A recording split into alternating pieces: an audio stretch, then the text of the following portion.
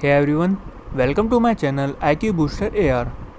Today is 18th of August and in this video I'll be updating you with today's current affairs. So let's start with today's first question, that is, recently who gave the assent for the amendment of the taxation laws bill? The right answer is B. Ramnath Kovind. President Ramnath Kovind has given assent to the Taxation Laws Bill 2021, which amends the Income Tax Act 1961 and the Finance Act 2012. Its objective is to nullify retrospective tax provisions and end retrospective taxes imposed on indirect transfer of Indian assets made before May 28, 2012. Retrospective tax means to pay tax for goods and services purchased in the past or income earned in the past. This bill was introduced by Finance Minister Nirmala Sitharaman in the Lok Sabha as a money bill. The bill will nullify tax liabilities imposed on persons if they fulfill certain set conditions. Also, the bill will provide a framework to resolve international arbitration cases that the government has lost. Now, the second question is, which country enters nationwide lockdown over one COVID case?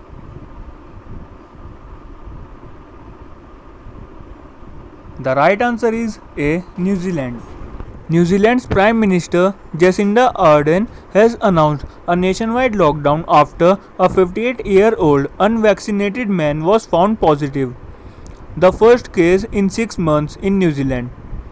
Authorities said that they are assuming this case is of Delta variant, although genome sequencing is still underway. The case was detected in Auckland, which will be in lockdown for a week, while the rest of the country will be in lockdown for 3 days. Now, if we talk about New Zealand, its capital is Wellington, its currency is New Zealand dollar, and I already told you Jacinda Ardern is the Prime Minister. And now, the third question is, who is appointed by Amway India as the brand ambassador of Nutrilite? The right answer is D. Mirabai Chanu. Amway India Enterprises Private Limited has appointed Olympian Mirabai Chanu as the brand ambassador for Amway's Nutrilite range of products. Nutrilite is a vitamin and dietary supplements brand which is known for its plant-based approach for dietary supplements. As the brand ambassador, Mirabai Chanu will lead the company's campaigns on its product range like Nutrilite Daily, Omega and All Plant Protein. Mirabai Chanu is a 26-year-old weightlifter hails from Imphal, Manipur. She won the silver medal in weightlifting event in 49 kg category at the 2021 Tokyo Olympic Games. She has been placed second on the absolute ranking list issued by the International Weightlifting Federation. She was also honored by Khel Ratan Award in 2018. If we talk about Amway India Enterprises Private Limited, its CEO is Anshu Budhuraja and its headquarters is situated in Gurgaon, Haryana. And now, the fourth question is, which company successfully carried out ground run and low speed taxi trials of its first civilian aircraft Hindustan 228? The right answer is B. Hindustan Aeronautics Limited. Hindustan Aeronautics Limited's first civilian aircraft Hindustan 228 has carried out ground run and low speed taxi trials successfully at its facility in Kanpur, Uttar Pradesh. This is the first fixed wing made in India civil aircraft. The ground run and LSTT was carried for Directorate General of Civil Aviation certification, which will help HAL to get an international certification for the aircraft. This indigenous commercial aircraft will help in the Uday Desh Ka Aam Nagrik Udan scheme, which was launched in the year 2016 and comes under the Ministry of Civil Aviation. Now, if we talk about Hindustan 228, the aircraft is a 19-seater multi-role utility aircraft which can be used in various roles such as VIP transport, parajumping, cloud seeding, aerial surveillance, photography, passenger transport, air ambulance, and in-flight inspection roles. Now, if we talk about Hindustan Aeronautics Limited, its CMD is R. Madhavan and its headquarters is in Bangalore, Karnataka. And now, the fifth question is, which state government introduced Kar Kandar scheme to uplift traditional handicrafts of the state? The right answer is D. Jammu and Kashmir. The government of Jammu and Kashmir has introduced the Kar Kandar scheme to support the local artisans and weavers and to promote the traditional handicrafts of Jammu and Kashmir. The scheme also aims to provide training in the field of handicraft sector and will be implemented across the Union Territory through the Directorate of Handicrafts and Handloom, Jammu and Kashmir. Under this scheme, the meritorious trainees will be given an honorarium of Rs 2000 per month and the trainer will get Rs 2000 per month for each trainee in addition to 25,000 for logistics, raw materials and others. Now, if we talk about Jammu and Kashmir, its Lieutenant Governor is Manoj Sinha and there are two national parks named Kishtawar National Park and the Chingam National Park and a bird sanctuary named Hokesar Bird Sanctuary. And now the sixth question is, which state has recently announced the creation of 4 new districts?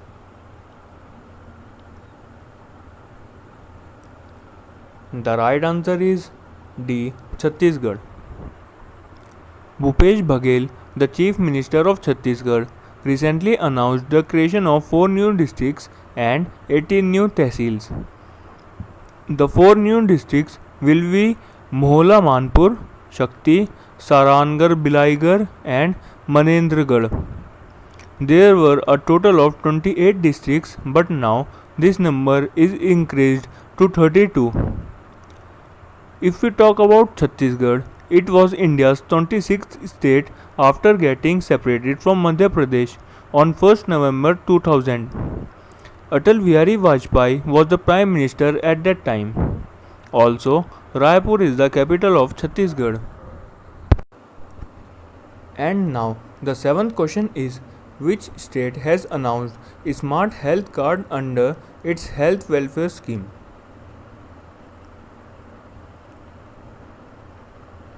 The right answer is A. Odisha. On the lines of Digital India, Odisha is all set to launch India's first Smart Health Card scheme covering its 3.5 crore people of 96 lakh families under the Biju Swasthya Kalyan Yojana. The information for the same was provided by Odisha's Chief Minister Naveen Patnaik while addressing the 75th Independence Day celebration in Bhubaneswar. The objective behind Smart Health Card is to provide hassle-free quality treatment at the best available healthcare facilities. These cards will work like debit cards for a certain amount. Through this scheme, central government health benefits can also be accessed.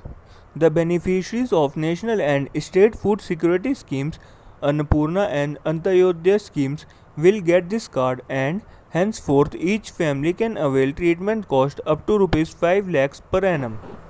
Women members can avail benefits up to Rs 10 lakhs annually. The health benefits under this scheme can be availed in more than 200 hospital chains of the country, including Odisha. If we talk about Biju Swasthya Kalyan Yojana, it was launched in the year 2018. It aims to provide universal health coverage with special emphasis on the health protection of economically vulnerable families. Now, if we talk about Odisha, its capital is Bhubaneswar and Naveen Patnaik is the Chief Minister. And now the eighth question is, the world's second largest national gene bank has been established in the National Bureau of Plant Genetic Resources. Where is this facility situated?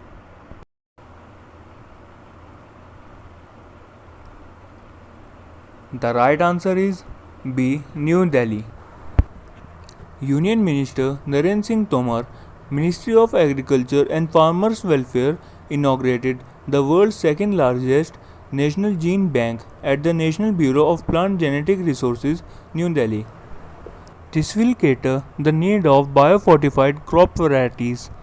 Biofortification is the process by which the nutritional quality of food crop is improved. Now, what is this National Gene Bank? It was established in the year 1996. Its aim is to preserve the seeds of plant genetic resources for future generations. It has the capacity to preserve about 1 million germ plasm in the form of seeds. Germ plasm is the living tissue from which new plants can be grown.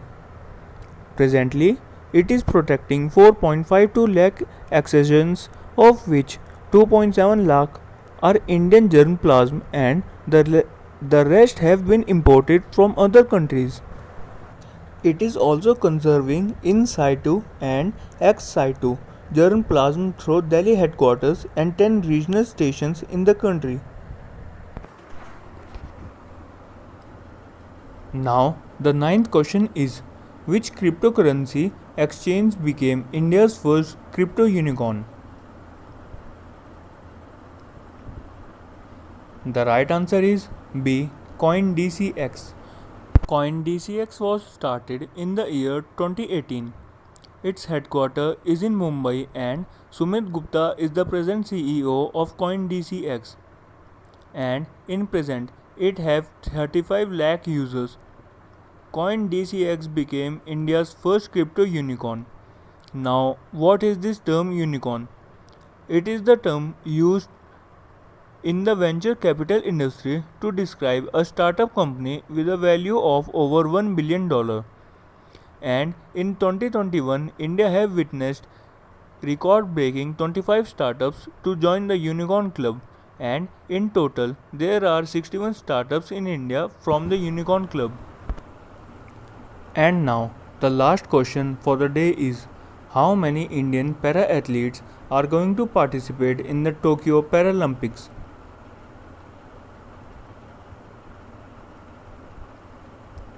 The right answer is D. 54. Recently, Japan's capital Tokyo finished with the Summer Olympics, and now Paralympics is going to be held in Tokyo. In the Summer Olympics, India won 1 gold medal, 2 silver medal and 4 bronze medal. And in Paralympics, 54 para-athletes are participating from India. You should remember the name Mariyappan Thangavelu, who will be the flag bearer in the inauguration ceremony of the Paralympics, who was also awarded with the Rajiv Gandhi Khel Ratan Award in the year 2020. Also, you should remember that Rajiv Gandhi Khel Ratan Award have been renamed after Major Dhyan Chand. So guys, that's all for the video. And this video was meant to be uploaded yesterday, but because of some issues I was unable to do so. That's why I uploaded this video today, and I'll be updating you with today's current affair, that is of 19th of August, in the next video, which will be uploaded soon. Also, if you like the video, please subscribe the channel and hit the bell icon.